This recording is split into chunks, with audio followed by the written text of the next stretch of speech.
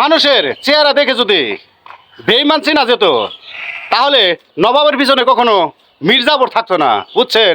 তাই মানুষ দেখে কখনো বিচার করতে নাই। বেঈমান আর মানুষ একই মতো, বেঈমানরা সবসময় মুখোশ পইরা ধোকা দেয়, আর আমরা শুধু ধোকা খাইয়া আস্তে আস্তে কি করি বসে থাকি, তাই না? না, বেঈমানদের কাছে তো অবশ্যই শিক্ষালে, কিন্তু বেঈমানরা ধোকা দেয়, আমরা বসে বসে হাসি যে হালারা করছে কি, হালাদের একটু মায়া দেয়া নাই না? শাইন ভাই কি বলেন? বেঈমানি করার আগে একবার হিসাব করে না?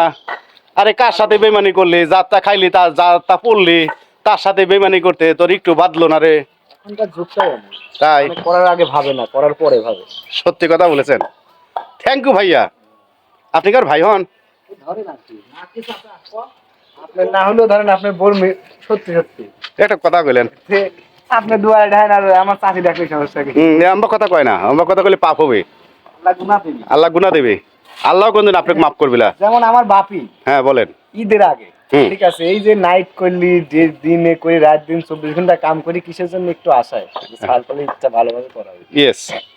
আর তা সে কি হলো, ঈদের আগের দিন যেতে চাচ্ছে ওই মধ্যে হানির জন্য কি হয়েছে, বাড়িলা টেহা দেয় না। হ্যাঁ, সেই আশা ভাঙ্গা দিছে কিছু কিছু মির্জাফর বাড়িওয়ালারা, তাই তো?